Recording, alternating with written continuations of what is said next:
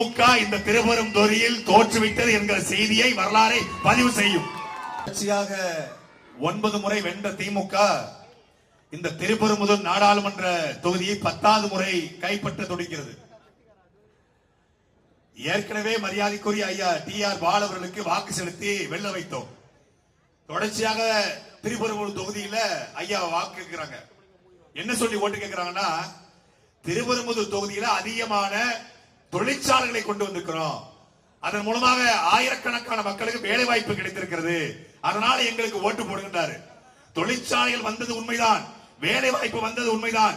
அது யாருக்கு வேலை வாய்ப்பு வந்தது?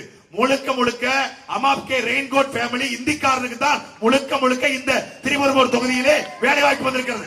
மீண்டும் டி.ஆர். பாலு தேர்ந்தெடுக்கப்பட்டால் இந்திக்காரை மலிவானை ஒழிய தமிழ்நாட்டுக்காரை உணர வேண்டாம். ஏற்கனவே ஒட்டுமொத்த சென்னை முழுக்க ஆக்கிரமிச்சு உட்கார்ந்துட்டான்.